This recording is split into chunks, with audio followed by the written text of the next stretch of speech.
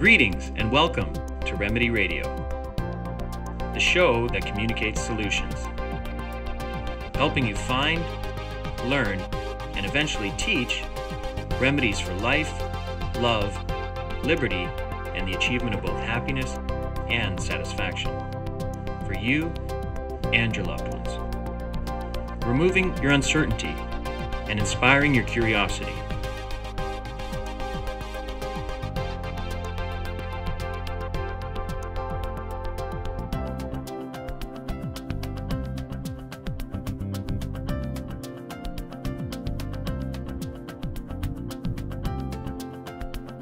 Welcome to episode 420 of Remedy Radio with my special compatriots, Rob Christie and Adam Dodds. As you can see, we're real and we can really touch. So our special guests today are not really strangers to anyone who's familiar with any of our work because we do so much work with these guys. But we have Jan Irvin of Gnostic Media and Richard Grove of Tragedy and Hope and Peace Revolution. And they're in Connecticut and California, respectively. So they've been kind enough to join us for this special 420 episode, which is called How Hemp Can Save Humanity. So I want to thank you guys both for joining us today.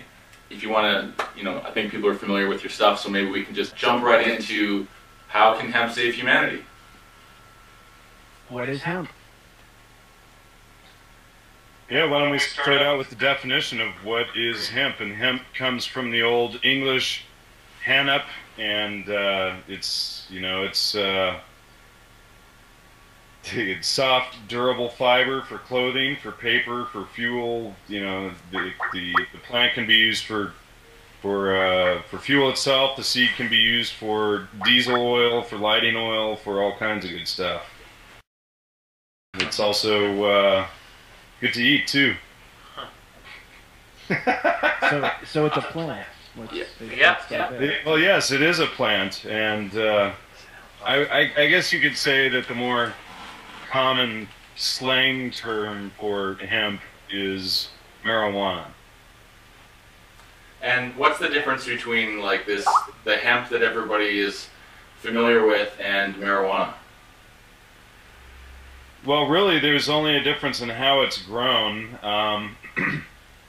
There's technically three different types of hemp or cannabis: cannabis sativa, cannabis indica, and cannabis ruderalis. And sativa and indica are the two most common. Sativa is typically what is known as, or what is used for hemp, whereas indica is typically used specifically for its medicinal qualities as well as in religious use. But sativa, as far as smoking cannabis or consuming cannabis is concerned, is typically much more flowery in aroma, much more uppity in feeling, less drowsy causing, whereas indicas are typically much more pungent in smell, a much heavier medicating feeling, typically used for pain and things like that. So there's a difference between those. The ruderalis type really doesn't have much THC at all. It's a Russian roadside strain, and it's often mixed. It's often hybrid into indicas and sativas because of the short Siberian growing season. Growers can grow short 3-foot tall plants that are already budding when it's crossbred with ruderalis in a month or two. Nice. So, hemp's basically been this plant that's grown for thousands and thousands, if not longer, years on the planet, and somehow mankind has figured out a way to interact with this miracle plant and find all these uses for it. So either we're really smart, or it's really useful, or hopefully a little bit of both. But, Rich, what can you tell us about the history of its use? Well, I mean, the history of hemp is the story of how humanity got here. And for as far back as we have records of something called history, where people write stuff down, that long and longer, there's evidence of humanity using hemp as a variety of, a multifaceted variety of plant. Where they were getting food, they were getting fuel, they were getting all sorts of nutrients that they wouldn't otherwise be able to store in seed form and then take and transplant other places. Agriculture and cities build up around this. And being that it's one of the most useful plants throughout human history, and that it's never been found to be toxic to anybody. So nobody's ever died from smoking pot. Nobody's ever smoked marijuana and died, right? There's no recorded human history use of that in that way. So it's non-toxic. It's non-polluting. It's very useful. And so what you find is, because it's been so useful, and because a lot of the history that comes to us today has been written down on hemp paper, and the people back in the day when this country was founded were wearing hemp clothes, and all throughout history it's been used up until a certain point in the 20th century. So it brings about a lot of questions about, as to what was discovered, what facts and logic were discovered, that all of a sudden this became the bane of our existence, and the origin and genesis of this multi-billion-dollar war on a plant which they characterize as a weed, which means, if I understand it correctly, that it has no useful purpose to mankind, and it's exactly the opposite. So I was very interested in figuring out how this all happened, and that is the story of hemp. When you get into it, it's all throughout history. You can't see history without it, and if you're seeing history without hemp in the picture, you're not really seeing history. Gotcha. Well, so you've got this whole concept where hemp had been, even mandated by the government. Like if you had land, you had to devote, maybe up to 10% of it towards growing hemp, and if some of that happened to be the cannabis variety, you can see how I've found lots of pictures and research of old tinctures and medicines, painkillers, all sorts of things that were extracted essentially from cannabis. And so, like you said, there's this whole history of it being completely useful up until around the 1920s, 1930s, this alternative thread of almost like a racial, panic-based, fear-based assault against the plant started being propagated by these interests. I don't know if either of you guys... The blacks and Mexicans started using marijuana. In California, they started reporting the Mexicans using it around 1910. Mm-hmm. And down in Louisiana, the black jazz musicians would smoke it, and they would say that the black musicians were hypnotizing white women to sleep with them. So, this was this was back when it was illegal for blacks and Mexicans to step on white people's shadows and to look at white people in the face or in the eyes. So this is a really racist time. And then when they start using basically the white man's drug, suddenly it becomes outlawed. But as far as racism be irrational in the first place, so what we see is irrationality taking hold on a population. Right.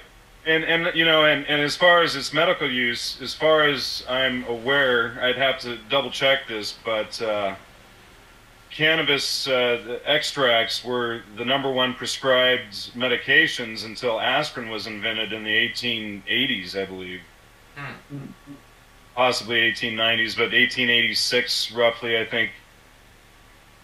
That's pretty interesting. Have you ever heard of cannabis being used for any other type of medicinal purpose? Yeah. Actually, when you think about it, I don't know if there's one that it's not used for. Mm-hmm. It's like it seems to help pretty much everything. Yeah. I think the biggest, the biggest issue people have with it is it actually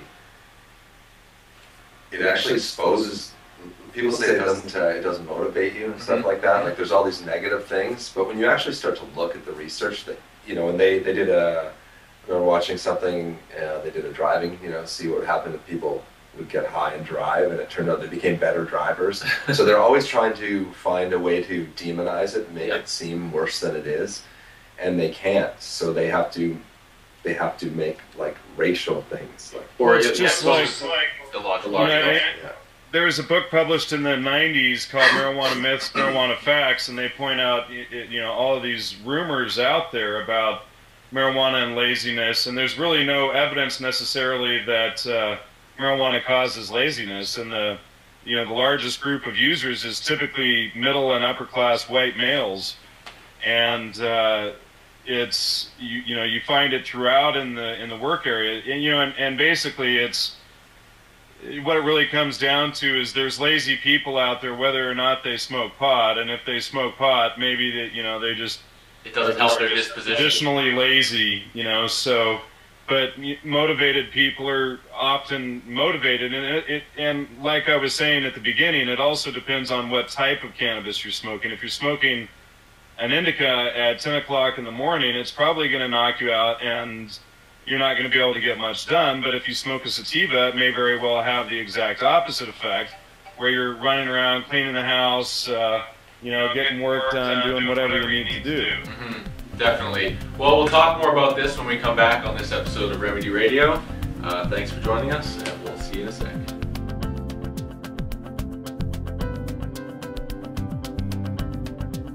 All right, we're back with our special guests, Jan Irvin and Richard Grove, on this special 420 episode of Remedy Radio and Peace Revolution.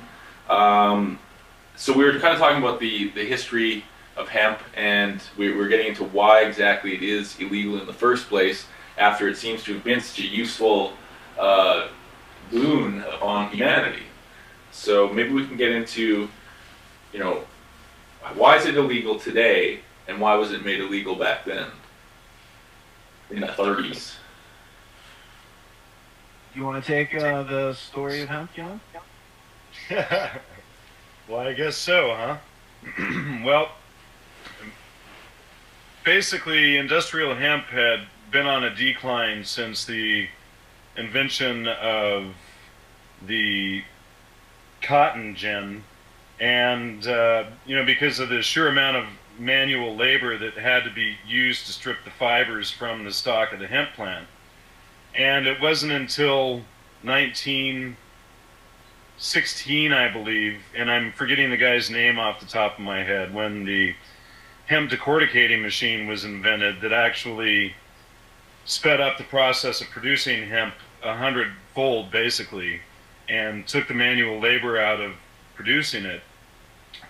And at that time, Popular Mechanics and, in fact, let me see if I can... I got the name of the guy. It's G.W. Schlichten is the inventor of the... Yeah, G.W. Exactly. G.W. Schlichten, and here's a photo of the decorticating machine here when it was first invented. If I can interject for a second, you guys both appear to have a copy of the same book. What book is that? It looks real interesting. Well, this is an old friend of mine's book, Jack Hare, and the reason why these two copies look different is Rich has the standard, probably 11th edition, and I've got the hardback all hemp edition here. Nice. And you didn't you know Jack like pretty well and kind of worked with him for a number of years? Yeah, I knew Jack for about 18 years until he died in April of 2010. He had suffered a stroke in September of 2009 up at a Oregon Hemp Fest, and he didn't come out of that. He had come down to my house here in Southern California probably about 10 days to 2 weeks before the heart attack, and to talk about research and work, but that was really the last time we were able to speak, was when he was down here. He was supposed to come down 2 days before his heart attack again, but he never made it down. But he's shared so much with the world through this book, and I wanted to point out that a lot of the information that we're presenting today is, you know, it's sourced out because of this book. We've been able to investigate all these other sources and then take it even steps further. So I just wanted to acknowledge. And the book again is The Emperor Wears No Clothes by Jack Hare. Jan, do you have page 25, chapter 4, The Last Legal Days of Cannabis? I do. So you and I could just flip through and cover the major points of how it became illegal. All right, yeah, well, Sure, and it had to do with the decorticating machine, the Schlichten's decorticating machine, and it had to do with William Randolph Hearst owned a lot of timberland in northern Mexico, and he saw this decorticating machine as a threat to his paper empire, and so he sought to basically create a lot of fear propaganda regarding marijuana. Actually, he's the one that really started promoting the word marijuana in the media, and that's where the word marijuana came from. Otherwise, it was known as cannabis or cannabis hemp or hemp before that. And so he used the opportunity of the Popular Mechanics article and the other information coming to light at the time. He used that as a reason to drum up fear regarding marijuana, and marijuana is really just the flowers of the hemp plant, and there's a lot of misinformation out there that marijuana and hemp are different plants. It's not the same thing. That's not true. Hemp is cannabis sativa. Marijuana can very often be cannabis sativa, and or cannabis indica, like I said earlier. But it's the same strain. It's all in how it's grown. For marijuana, you separate out the males from the females. That's the primary difference. Whereas for hemp, they're grown close together. You don't take out the males and the females. You don't separate them. And, George Washington wrote about that in his letters. If you do a search, George Washington in his letters talks about, I got back home too late to separate the male from the female plants, and the crops are ruined and stuff like this. So the important thing is that John's right. That's exactly what goes on, and it's been going on a long time. So here's the Popular Mechanics article, $1 Billion Crop, which premiered in, what was the date on that? February 1938. And then there was another one, Popular Mechanics here, the most profitable and desirable crop that can be grown. And that was from February 26, 1937. So basically, these two articles came out and set the stage for a revolution in the hemp industry, and it's posed to reestablish hemp as a major competitor against cotton again, which cotton had edged hemp out in the 1880s with the invention of the cotton gin and the removal. Another thing that they don't like to talk about in the history books, the manual labor for hemp production was extensive. So in fact, a lot of the plantations in the South that grew hemp were using slave labor to produce the hemp, and it's sort of a fairy tale that the slaves were picking cotton. That sort of, certainly in some places they were, but that was not a major crop such as hemp was. Hemp was the larger crop, but when the cotton gin was invented, it removed most of the manual labor from it, and that didn't happen until with hemp until the, 19, what year was that again, Rich, that it was, I put it away, but it was 1930 was the letter that I was looking at. Well, the decorticating I think machine. he said it was 1916 before, but in the 1910s. See, here's colonial pictures of people cutting the hemp, and it was all done by hand. You didn't have tractors to come up and cut it. And here's an old wood cutting of the manual process required to strip the fibers from the stalks and to prepare. They were huge, right? From it. Yeah. Yeah, and they, hemp can grow up to 18, 20 feet in 3 months, and in some places in Europe it can grow even more. Like there's areas in Serbia where they have some of the record growth rates in the world for in a very short period of time. But so it was really. It was really the invention of the decorticating machine, and then the Popular Mechanics and Popular Science announcing of that, and then a year later in 1937 was when the Reefer Madness propaganda started. So it was right about the same time these articles came out. And that was started by William Randolph Hearst and the Hearst newspaper company or empire. And so he was just out to protect his timber industries and, you know, keep his, basically what it comes down to is when you can cut down a bunch of forests, you don't have to pay a bunch of farmers and people and keep the, you know, the supply of resources local and domestic. You can just cut down resources from another country and import it basically free of charge, and that's what he was doing. All right, so you spurred a little thinking on my part, and I made a note. So you mentioned this guy called Eli Whitney and his invention, the cotton gin, right? And I remember learning about that in school. I also remember him discovering or inventing this thing called interchangeable parts, which made the Industrial Revolution possible in the first place, right? So you got this guy, Eli Whitney, interchangeable parts, the cotton gin, Industrial Revolution, and then you've got companies like DuPont who create things like dioxins, which are poisons that go in your rivers. Do a little Google search on that. And they do this DuPont to bleach paper.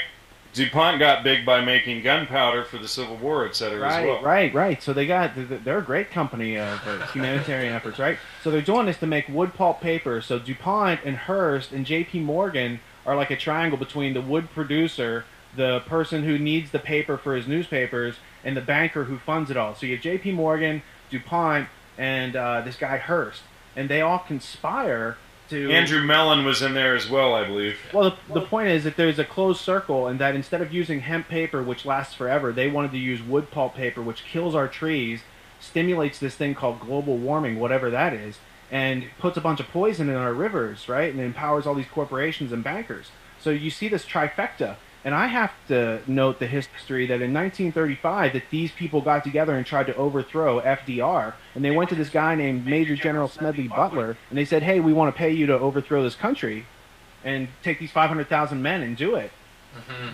This is why they were doing it. And when they couldn't do that through the business plot, a couple years later, they're like, we'll just make hemp illegal. And that gets the same aims done for them in that legislation. All through irrationality, I'm on that. Well, we'll speak more to the idea of irrationality controlling the fate of and control of hemp when we come back in this episode of Remedy Radio.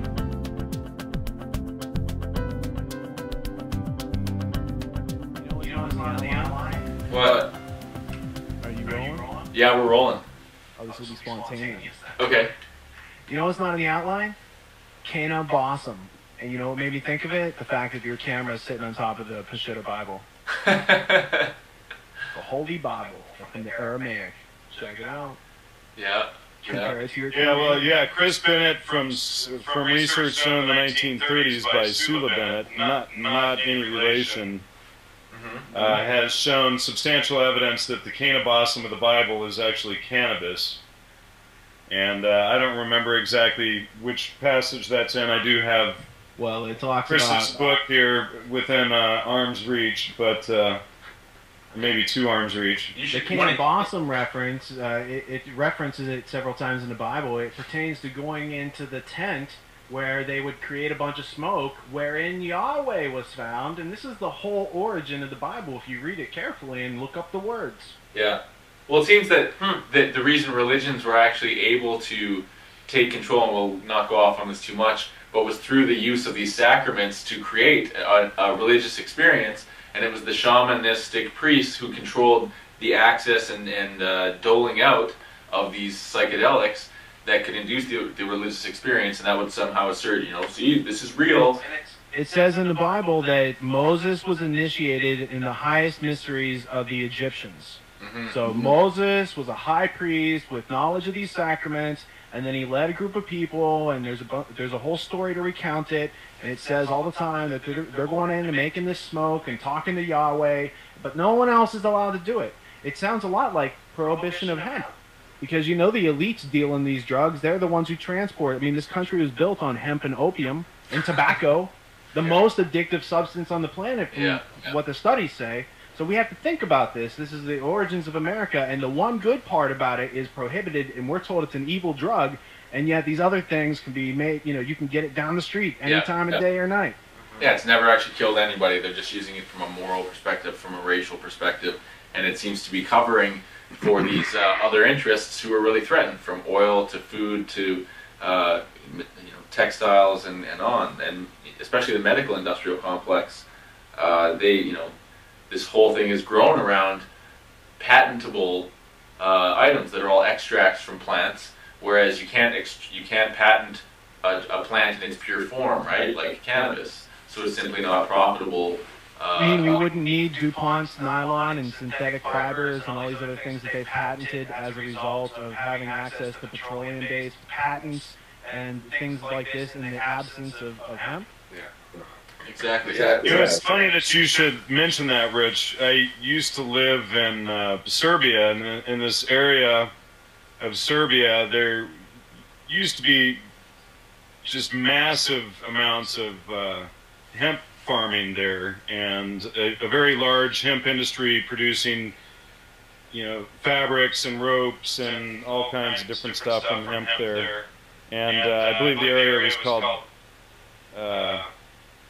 it may have been Bachka or Dutch or something like that. But what they did was to come in and put a synthetic chemical factory and synthetics material factory right in the middle of this, well, basically right in the middle of the hemp fields. In fact, I have pictures of this big factory sitting in the middle of the hemp fields. But what happened is then you have a lot of the farmers leaving the fields and growing hemp, going in to get jobs in this chemical factory that's there to basically put the hemp farms out of business. And that's indicative of just corporate dominance of any useful, less profitable substance on the planet. Because again, we've got these profit models that are based on, causing the most amount of trouble to cause the most amount of cleanup. You know what I mean? It's a constant make work projects. Yeah.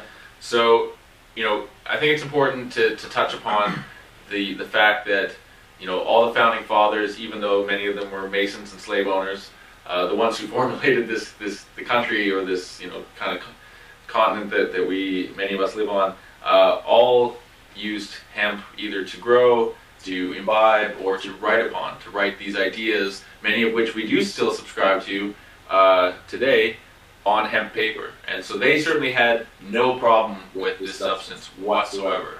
There was never a law enacted to prohibit or restrict it. In fact, there were many laws that were created to coerce and sometimes even force people to grow hemp on their land, but for the greater good or what have you. And there's several quotes. Maybe you guys can read off a few of them, or if you guys want to, put your voice in and read off a few from some of the founding fathers and the talk about hemp. We shall by and by want a world of hemp, more for our own consumption. John Adams. Thomas Jefferson's Farm Manual in 1791 says, hemp is the first necessity to the wealth and protection of the country. And then George Washington said, make the most of the hemp seed and sow it everywhere. So I'm unclear as to why we don't have this for a logical, rational reason. I'm clear on the irrationality of what happened in the 30s, but I'm unclear as to why people haven't figured this out yet. And Rob, what did Henry Ford say? Because he made a car apparently out of hemp. It says, why use up forests which were centuries in the making and the mines which required ages to lay down if we can get the equivalent of forests and mineral products in the annual growth of hemp fields? And you were gonna mention about Henry Ford's car there, John? Henry Ford made a car out of different composites to make plastic, including hemp resins, and there's photos available. In fact, a photo of it is available in Jack Hare's book. I think it's in the earlier editions. I'm not sure about the later ones, where you see Henry Ford there with a sledgehammer in below freezing weather, taking the sledgehammer to the back of the car and showing no damage. So it wasn't Cheech and Chong that came up with the first hemp car? No, it wasn't Cheech and Chong, and it wasn't Saturn that came up with the first side composite dent-resistant panels. That stuff came out, 70, 80 years ago, actually. And then they banned hemp, and in fact, Standard Oil, who basically was behind the founding of Chevrolet, put gas lines in the original Chevrolet cars that would basically rot or melt if you used anything other than gasoline instead of like hemp ethanol. So, Standard Oil was involved in promoting this type of stuff to really shut down this hemp plant and its many uses on many different levels. Well, you mean that cars ran on something other than gasoline before sometime in the past? Is that what you're alluding to? Well, not only did cars run on something other than gasoline, like ethanol and methanol, but we also had a significant number of electric cars back in the 1910s and 20s. Back to that ethanol and methanol thing, could that sort of stuff be made from hemp? It absolutely could be. Yeah, So at some point in the past, people ran their cars off of the alcohol produced from hemp. And then From hemp and many, definitely hemp as well, but hemp is one of the fastest out-of-water growing plants other than, like, say, bamboo and other things, but it's one of the fastest out-of-water growing plants, and it can easily be converted into ethanol and methanol, and I believe it's Mobil Oil Company that owns a patent on converting methanol directly into gasoline. Yeah, and all the cars that are built today could actually run on hemp alcohol. And hemp actually produces more alcohol than anything else. So like its production of oil. There's algae and things like that that'll produce more, but as far as, on the land farming techniques and things, it far surpasses crops like corn and soy and all of these other crops that they claim are taking food out of people's mouths if we grow them and use them for biofuel, and artificially hyperinflating food prices, which is a big farce because none of the studies that I've looked at, in fact, there was one study that came out maybe 8 or 10 years ago from Cornell University saying that there was no plant solution for the biomass fuel biomass problem. And you read through the study, and nowhere does it quote even their own previous studies done at Cornell University on hemp's diversity for crops and things like that. And I sent an email to the professor the researcher who wrote the article there at one point, and of course I never got a response. Why didn't she look at Cornell's own previous studies on industrial hemp for biomass and biofuel in her critique of the available biofuels out there today? Well, that's indicative of how they like to kind of ignore the evidence that's out there. And when we come back, we'll talk about how they ignore the evidence of hemp as a useful health product. Did I say health product? Uh-oh. Is the FDA coming?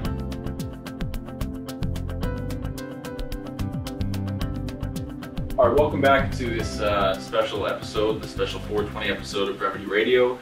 We've got our special guests here, Jan Irvin and Richard Grove, and we're talking about how hemp is going to help save humanity as one of the major solutions that people need to be either be more aware of or be talking about in an effective, responsible manner. So we're talking about hemp as a fuel source or the history of it. And we're going to talk about the health aspects and how hemp can be used as a food and as a medicine. So I was going to ask if one of you guys wanted to talk about maybe food and about medicine. Go ahead. Okay, well, as far as the food, hemp has the amino acids essential for human life. There's more amino acids, obviously, but for our essential development, it's got those. It's got a perfect balance of essential fatty acids. Thank you. Jeez. Okay, so it has a perfect balance of the essential fatty acids 3, 6, and 9, and so for that, it's a very good food source. And for medicinal purposes,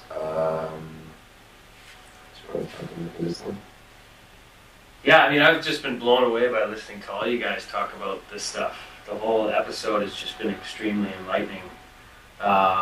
In terms of medicinal stuff, from what I understand, it can help with pain. People who have cancer, people who have types of diseases that will inflict pain will often get minimized with using THC or marijuana. So in terms of the specifics of it, I'm not exactly clear. I think Jan would probably be able to answer that question, or Rich. Well, it can also be, it's used to control nausea for people with, with IBS or intestinal problems. It helps a lot with relaxing the stomach so that people can eat. With AIDS wasting syndrome, and I recommend people check out Dr. Peter Duesberg's work and stuff like that out there on AIDS. But anyway, regarding that, it helps fight against AIDS wasting syndrome. It helps fight against the nausea with cancer. As well, cannabinoids are, and I don't remember the exact cannabinoid, I do believe it's been pinpointed, but cannabinoids in marijuana or cannabis are the only substances known to date that can kill cancer cells while protecting healthy living cells. And research is being done by Dr. Robert Malamud at the he's the chairman of the biology department at the University of Colorado, and he's been conducting research on cannabinoids and cancer. Rick Simpson should not go unmentioned, and he's a Canadian that's basically been on the run for his work regarding teaching people about how to cure their own cancer with his Rick Simpson hemp oil. And I've got in front of me, and I'll send it to you guys so you can post it to the notes for this show, but I've got a list of about 20 different cancer studies, THC and cancer up to 2008, and that's not including the last 2 or 3 years worth. So I've got about 20 studies here showing the efficacy of cannabinoids on THC from Professor Guzman, pilot clinical study of delta-9 tetrahydrocannabinol in patients with recurrent glioblastoma multiforme, and that's from the British Journal of Cancer. And there's numerous other studies here, all basically talking about different types of cancer, from brain tumors to skin cancer, being treated with cannabinoid extracts. Mm-hmm. And I think since you mentioned Rick Simpson, that it's important people check out his there's films of him online, Run from the Cure, and there's a couple other videos of him talking, giving presentations, and other people who've actually tried the hemp oil recipe that he's put out there on themselves, and they've documented their own process and put that online. And for those who aren't aware, Google Video is taking down like all their videos in the next like 8 or 9 days. So, and a lot of these, like Rick Simpson's work and the Peter Duesberg documentary on AIDS, they're all going to be gone. So it's important that you get out there and download these things and re-upload them on YouTube and Blip TV and Vimeo and preserve this information, because if Google will argue that they're just making more space for more YouTube stuff, but a huge crap ton of documentaries that are really amazing, that are full length, are going to be gone off the internet in the next 2 weeks. So the power's in your hands to forward the message. Absolutely. So yeah, a lot of the use of hemp and hemp oil and cannabis as a medicine today is almost you have to guinea pig with yourself and find what dosage works for you, and because our governments continue to make it illegal, even though you can't take a high enough dose to kill yourself. Essentially, you can fall asleep, and that's about it. You might get the munchies. You can get really high. Yeah, you get really high, really and you might think that you feel like you're dying, but that's called a religious experience. That's a whole other episode. I think maybe we'll just transition into one of the more useful elements of hemp in how it can help save humanity, and that's as a fuel source. People can argue that electric and water power are definitely better for traveling, but in terms of like generating power or using a renewable resource that can help generate power in certain forms, hemp is certainly useful as a fuel. So maybe you guys can talk about that. Well, I mean, if you look at the problems that plague people today, like the status quo problems, people talk about this thing called global warming. I don't know if global warming is true or not true. I tend not to believe things that I can't validate for myself, and there's not enough evidence for me to change my position on that. Having that said, it's still retarded to make paper out of trees. It's still unconscionable that hemp is prohibited when you could make all these things non-toxically. You wouldn't be cutting down our forests, therefore there couldn't be a CO2 problem, because planting hemp everywhere eats CO2 and produces oxygen, which humans need to leave. It's called a symbiotic system. So if there's too much CO2 and we're cutting down rainforests and all these growth forest trees, all these forests full of hundreds and hundreds of years of growth that can't be replaced immediately, then you have to reconsider and start looking at the root cause. And so why are we cutting down trees to make paper again? Because the paper fades away and it's got acid in it and it produces all these toxins and all these other things. So when you look at it, it's nonsensical that we're not using the best type of paper to formulate our ideas and preserve them for the future. Rather, it seems like they gave us this paper that wastes away into dust in 100 years so that we can't have a history of ourselves, because that seems to be an MO that's gone on through history, right? And so when you look at how these laws have changed, and when you have companies, lumber companies like Weyerhaeuser, and most people who have a house built by any sort of corporation have to get their lumber from Weyerhaeuser, right? That's a skull and bones family. So when you have these large families with these networks that are buying into the lumber industry, and then they own the paper making industry, and then they own the production of publications, newspapers and magazines and multimedia and all this stuff through the 1900s and the 20th century, that is control of the mind of people. And if people just got back to a little bit of reality and understood that there is a single plant that can provide a multitude of solutions, first of all, dealing with what you think is a problem, global warming, making that go away so you can see the real problems.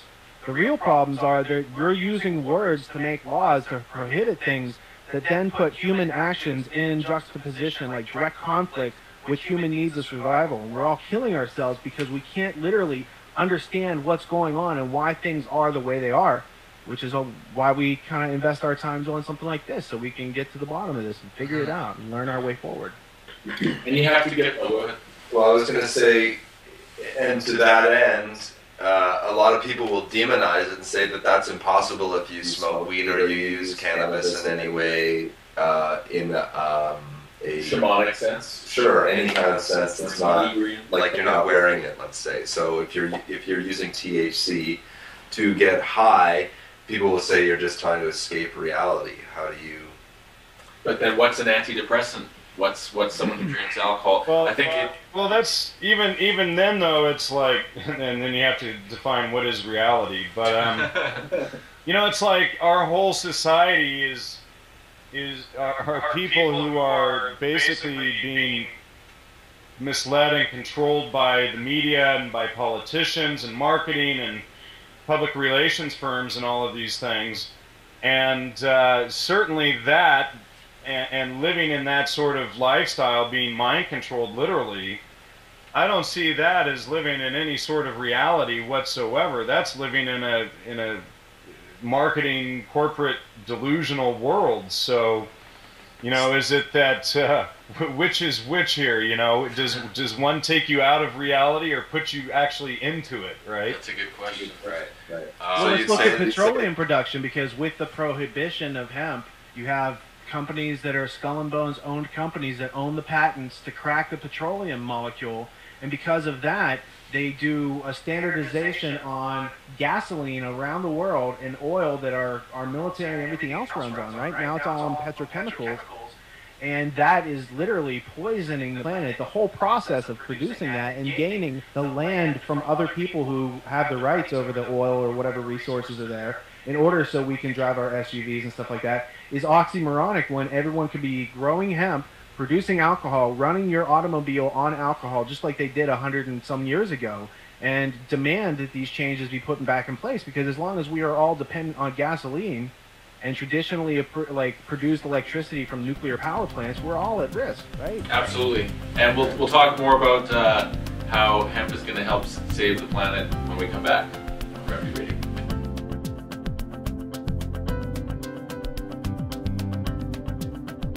And we're back on Remedy Radio, this special episode 420 episode with special guests Jan Irvin and Richard Grove. And we're talking about hemp as a fuel source and how hemp can literally save humanity by fulfilling the needs that have been warped by these greedy corporate interests and the kind of secret societies helping to coordinate them, I guess. So, Rich, you were mentioning that we're going to other countries and stealing their resources when none of this would be necessary if we were just growing enough hemp at home, which we've conveniently made illegal, which completely works against all our own financial, energy, food, fuel, and clothing interests, and production interests even. So, I mean, think about this. What is the logic of growing grass in your yard and cutting it every week? I mean, it's an English tradition that came from people who had slaves who could afford to go roll their lawn and then take little scissors and go out and cut it because they had slaves that do this. And it was a sign of being rich that you didn't have to grow your own food or fiber on your land. So what do we have today? We have a bunch of people who want to be like their slave master class, and they emulate them, when we could all be growing hemp in our yards and growing our own gold, literally, and you could take it to a community hemp processing center and people will be employed, everybody will be able to make their own income, right? This is not for everybody, but there's a lot of people out of work. And I think that we need to start taking the solutions that are on the table and saying, hey, why isn't this on the table? Because I'm looking over there and I see hemp, and that could be the solution to all these problems on this table, right? So we start asking these questions, and you can start growing your own plants. And this puts you back in touch with nature, and maybe a little bit less TV time because you're out practicing some horticulture, growing some real grass, right? And that can provide food for your community, it can provide fuel for your vehicle, it can provide fiber for your clothes, and it wouldn't be hard to take your hemp down the street into the processing center, and then some people out of there are getting jobs as weavers, and they're making textiles, and some other people become tailors, and all of a sudden we all have custom clothes that'll last 100 years. Instead of these things that are being made by slaves on the other side of the world, and they're falling apart after a couple of times through the washer and dryer. That's all driving somebody else's profit model, and it doesn't profit any of us to participate in that. So I'm confused why more people haven't caught on to this, but maybe sharing some of these perspectives will get some people to think about what's really going on out there and how they're being controlled through things that you can't really control, like your need to transport yourself to get a job. Absolutely, and most importantly, as we're seeing with the foreclosures, our need to live in a place that is decent and affordable and increasingly sustainable. So I thought it was interesting because I had just been informed about a building material that's kind of like a hempcrete that uses cannabis or hemp stalk as one of the main building materials, and that it's like super powerful. So maybe anyone want to touch on that? It's called, in French it's known as isochanvre, and it comes from mixing hemp herds and limestone and lime together, and it petrifies basically. You mix it with water and it petrifies. And there are bridges in areas of France and other parts of Europe that are more than 800 years old that are still usable today that are made from this process. There's a waiting list in France to get on a list to have a new home built with isochanvre today because it's got great insulating properties. It's very strong. It's about 8 or 10 times lighter and stronger than your typical cement, and just as good for construction and building and things like that. as cement. I don't know if it could be used in something like say a skyrise, but certainly on 2- and 3-story homes, it's been used for many centuries, and it's just another one of those things. I think there is a small market for companies in the U.S. now that are either importing the hemp herds from either Canada or China that are building on a small scale some hemp or isochondra homes here. Cool. Well, I think it's important to mention also that the reason that it makes such strong masonry or concrete like hempcrete is because of the length of the fiber, and the hemp plant has the longest fibers of any plant in the world, thus making what you make out of it, whether it's rope or canvas or hempcrete or any of these things, the strongest of its variety of materials. Or American flags. Yeah. Right. And Bibles. And Bibles. The Gutenberg Bibles were printed on hemp originally. And the drafts for the Declaration of Independence and the Constitution and the clothes that the people who signed all those things were wearing. Basically, anyone who wants something to last makes it out of hemp. But if they want, what is it called? Planned obsolescence, then they make it out of anything but hemp. And then they can sell you more crap after your stuff turns to crap. Speaking of cleaning up crap, I know Chernobyl, which was a huge nuclear disaster in the 1980s, 86 to be specific, that they used some form of hemp or a hemp byproduct to help clean that up. And so since it's a very relevant issue today with the Japanese nuclear disaster, and we on the West Coast are, concerned about radiation, how would hemp apply in this case to you? Or how did it apply with Chernobyl? Well, in the case of Chernobyl, you can do a simple Google search, hemp plus Chernobyl, but I think the title of the article is Hemp Eats Chernobyl Waste or something to that effect. And Chernobyl happened in 1986, for those who might not have been born back then. And afterwards is the most toxic disaster of human history, which has now been surpassed most recently by something everyone knows about, is the Japanese disaster. Something like hempcrete could have been used in Japanese structures that would give them a stronger tolerance to earthquakes. And if hemp was being grown everywhere, we wouldn't have such a demand to produce something that is radiologically toxic to humanity for the next 100,000 years, being the fuel which the fuel which makes the water boil and turn the turbine and make the electricity, which is the same technology they had 100 years ago, only now we poison ourselves as the process of doing that, right? So the irrationality of that whole situation aside, what you have is the ability for things to be created out of hemp that aren't being created out of hemp because everything has been prohibited around the world. All these countries, like the Japanese right after World War II, had to sign a treaty that in order to have peace and not get messed up by war anymore, they have to also not grow hemp, because that's part of doing business with the United States, is they demand that you not grow hemp. So in the case of Chernobyl, what they found was they could plant hemp in those areas that were otherwise off limits and humans can't go in there. You can plant hemp. The process is called phytoremediation, and the hemp stalks take all these, it has deep roots, which helps to restore the soil and pull the strontium and cesium and all these other toxins out of the soil and up into the stalks of the plant, where then you can go disperse the plant in a safe way where it's protected because it's been integrated into the plant and it's no longer as dangerous to human beings as it was before. And it makes that land reusable. So if there's an accident in Japan that's going on, then this has to be part of the solution if there's a real solution. And unfortunately, we're controlled by gangsters who aren't interested in providing us with solutions, which is why it's prohibited. But that's just my opinion. And then they make everyone who uses it out to look like they're some kind of gangster. Right. Or it's all bizarro world. So, we don't want to do anything based on logic and common sense. We have to, do the most irrational thing that generates the most profit in the free market system to that's a fallacy. There's never been a free market system. There's never been a free market system. That's not common anymore. Yeah. Typically, that seems to be the angle that's taken, is the most absurd and least logical direction that generates the most profit for the most shareholders of this and that company is the so-called solution that's chosen instead of the most obvious, whether it's the Gulf oil spill or Chernobyl or Fukushima, you know?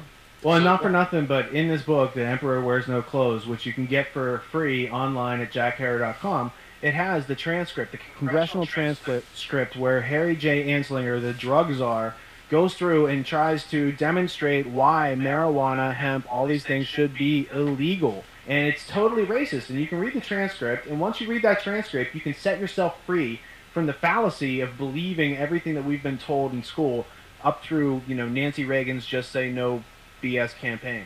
Yeah, we just believe in all the different hoopla that's essentially broadcast out there, because it's put out there enough that even people who've never come across cannabis, never tried it, never interacted, or never knowingly interacted with any of its byproducts, that they can live in this kind of bubble where it's like the plant never existed, like it's always been this harmful thing. And they have to create a total tunnel vision in order to avoid the abundant history that's out there if you're interested in looking at it. So, you know, if you find the idea of cannabis and hemp, you know, that's drug stuff, or that's hippie stuff, or that's whatever, you know, you kind of have to get over that. It's called growing up. Yeah, you have to try considering something without judging it, you know what I mean? And I don't even try like imbibing it, just try researching it.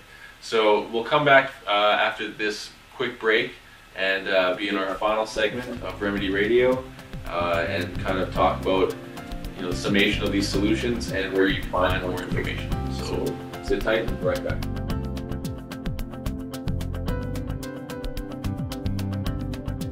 All right, thanks for staying with us in this final segment of Remedy Radio, our special 420 episode, and with our special guests Jan Irvin and Richard Grove. We're talking about how hemp can save humanity, and the many solutions we've talked about through this whole episode are just kind of the surface of what can be many areas of research for you. So I think it'd be cool to talk about sources where people can look further at this, and any other pertinent info that, you know, helps reverse this kind of negative association that anything to do with cannabis still seems to suffer. Well, we've already talked about Jack Hare's book, The Emperor Wears No Clothes. I also recommend Chris Conrad's book, Hemp, Lifeline to the Future. Richard showed Chris's other book earlier, Hemp for Health there. There's also, I run the hempforfuel.com website. That's either the number 40 or FOR. Either one will get you there, hempforfuel.com. There are, you know, I would just recommend going out and you know, looking at these books, looking at, do a Google search out there on hemp, and look at all the information out there that's available. And like I said earlier, I'll send you the links for Dr. Robert Malamud and others' research on using marijuana or cannabis extracts, cannabinoids, for treating cancer and protecting the healthy cells. Canada, in fact, is probably the world's largest producer and exporter of hemp foods. So, and we still have people that are ignorant of hemp here. Yeah. Like, what is hemp? And you know, it just blows me away of how little people know about this thing called. Well, every bit of hemp foodstuffs that's on practically every health food store in this country, and even a lot of non-health food stores, all of those food products are all coming out of Canada. Yeah. And not to knock the Canadians, but you know, these are products that we could also be producing here in the United States. Exactly. And there's no reason for anybody to be importing or exporting any of this stuff. We should all be able to raise it for ourselves as foodstuffs, as you know, people have done for thousands of years. But you know, there's a lot of special interests Government in the way. making cannabis illegal on the many different levels, so that people can't make their own clothing. It's like the old stories when they first started outlawing hemp in New York and Chicago and places like this. They would go to these Polish families who would have hemp growing in their yards, and they would demand that they cut down the hemp plants, and the Polish would come out with shotguns and say, "Hey, you're not stealing my winter clothes," you know. And this is the reality of it: is people back then knew how to grow and weave their own clothes right in the vicinity of their own house. Yeah. You know, and now it's we import clothes from China, from slave labor, it's ridiculous. And certainly today with technology and things, we could be growing and processing hemp at home, and I'm sure much better ways than they were doing 100 years ago. Yeah, no doubt. So it seems that logic, or even 80 years. It seems that logic and reason don't seem to be as profitable a model as, having stuff that falls apart. Well, I think I can speak to that. I think I know what the issue with that is, because, as many people have pointed out, most people don't actually use cannabis. So the delusion, the commonly held delusion that's being held, is by people that don't actually use cannabis. And for most of the people that I know that have used cannabis in any fashion, they seem to see through the delusion. People call them unmotivated. Not all of them. I've known some people that have actually reverted back after some propaganda feeding, but for sure. Rare. But for a large part, most of those people seem to see through the delusion, and they're called unmotivated. And it's like, well, no, I just see the bullshit, and so I'm just not motivated to partake in the bullshit. Or, another one that I've heard is, like, if anybody studies about what's going on in the world, a common ad hominem will be, oh, you must sit around at home homeless with, smoking pot, It's like, okay, so don't focus any of your attention on this research, on the facts that are being presented. Let's focus on making ad hominem accusations about whether or not you have a job and whether or not you happen to use cannabis. Right. And yet they would probably be hypocritical in their argument that if you sat home and researched all day but you were drinking coffee, that it would be perfectly okay. Or if you were chain smoking cigarettes as you drank coffee all day, that would be okay, because those are illegal drugs. Yeah, absolutely, which provably kills millions more people. What you're saying sounds like out of a book, all right? Sounds scripted. That's because it is. No, I just think it's important that people get out there, get over some of their hang-ups, realize that even though hemp and cannabis, they're the same plant, and they're different elements, and, this plant has had many, many, many more uses than just being about getting high. That's the first hurdle you have to get over. It's not about being a drug. It's a plant first, where you can extract a drug from it. So as long as people understand that, they can go off in many different directions of research. And, when you're looking at global warming or any of these environmental issues, you can tell if someone's genuine or not if they're mentioning hemp. If they're not mentioning hemp, they don't know what they're talking about. Yeah, because the bottom line is there's a lot of big problems in the world. But fortunately, once you learn about hemp, you see that hemp can fit in as a solution in all of these areas where it has already through history been proven.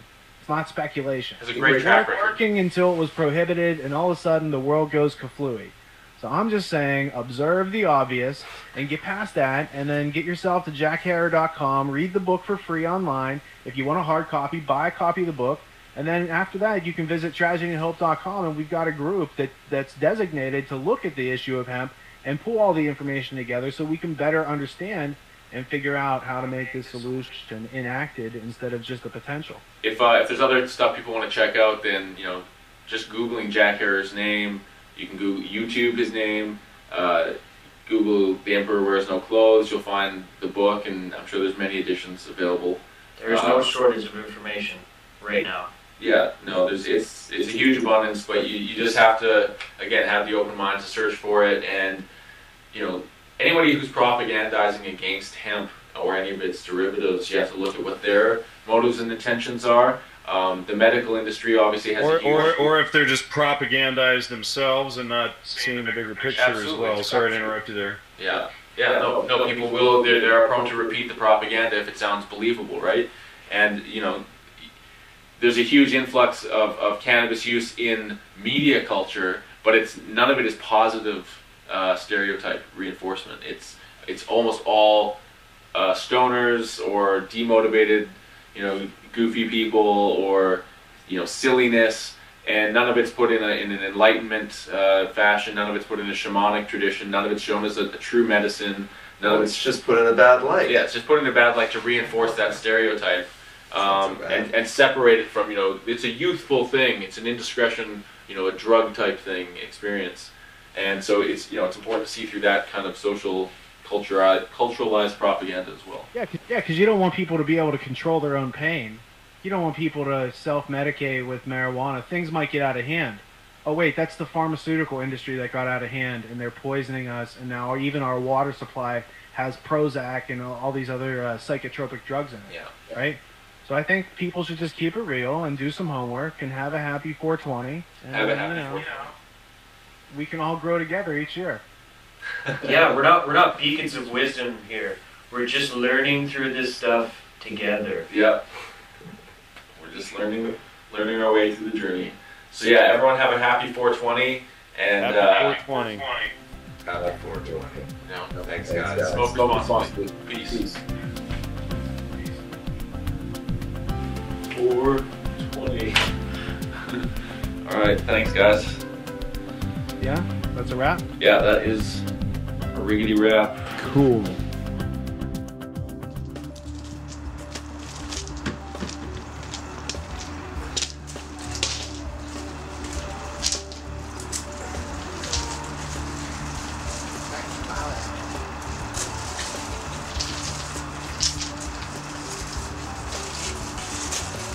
So what are you picking? Early spring veggies. We got some Swiss chard, a few different kinds of kales, but this is real early in the season. Yeah. So All right. Survive the winter. What are we going to put that stuff in? We're gonna make a 420 special green smoothie, an Right on. everyday special. Looking good.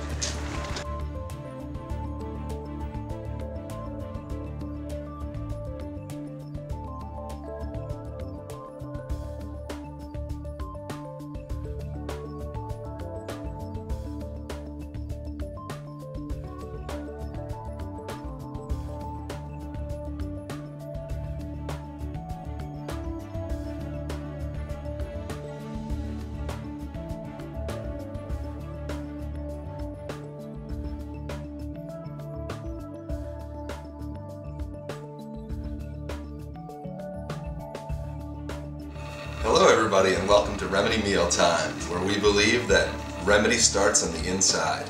We're here in the Remedy Kitchen. Some of the things you're going to need for your remedy and for things that are going to improve your lifestyle and your life from the inside are a high-speed blender. We have a Vitamix here, a dehydrator, which is a really good and essential tool while you're making raw food, and we have our we have a crock pot here. This is one of the things we use that's cooked. We make our herbal remedies in there, and we have that kind of on the go all the time. So, today what we're going to make is a green smoothie. We've got some Swiss chard, some collards, and 3 different kinds of kale here, black, green, and red kale. This is a red Bartlett pear, one of the things that we like to have is a pear. We've got some lemon, hemp, and apple. Cider, apple juice, whatever you like. Some people like orange juice. We prefer apple. So anyway, what we'll do here is we cut up all our greens.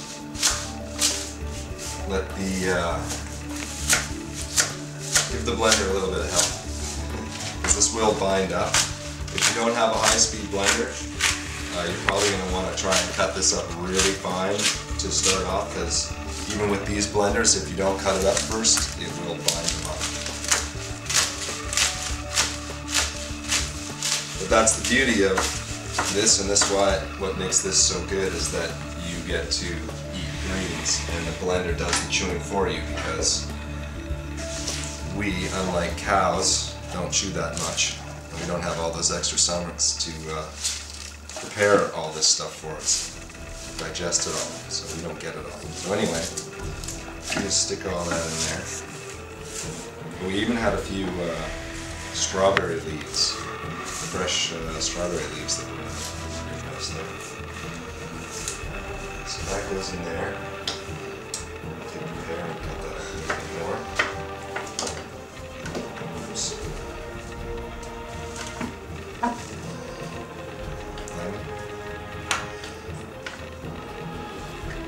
Apple juice inside.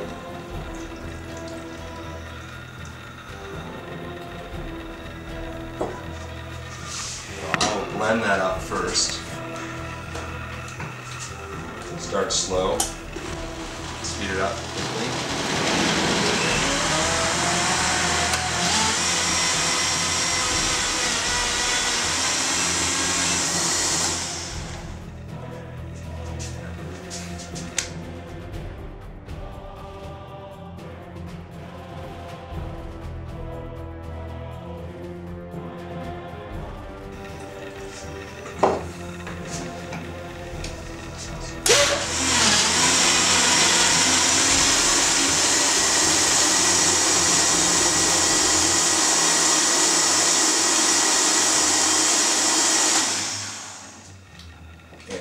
To add the hemp blast because it kind of seems to bind it all together, hold it all together. So let's start.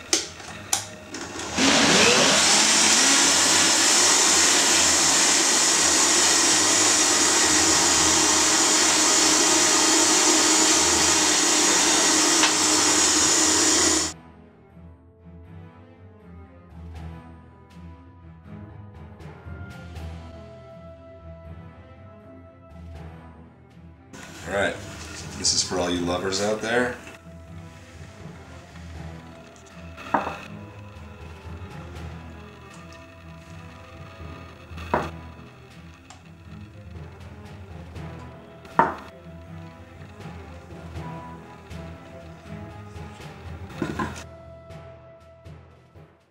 Alright. Come on in, Adam, you're in. Who wants green smoothie?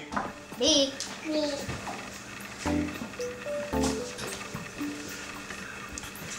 Alright. Alright. Alright. This looks pretty good, man. Cheers.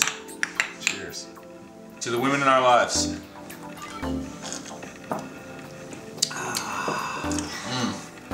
Yum. I Yummy. love green smoothies. Enjoy the green mustache. Hey. Cheers, everybody. Happy 420. Yeah. It's pretty good. Might need a little bit of blending. Yeah, I know. I saw the big chunk of kale going. I was like, I'm not gonna blow the take.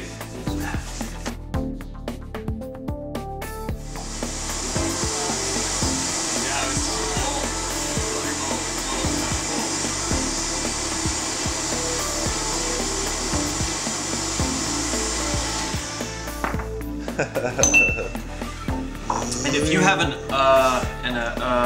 you can easily take those out in post. Adam, Yeah. want to say something? When you say, Adam. well, I think we should, you can take that right out. So it's like, well, I think we should.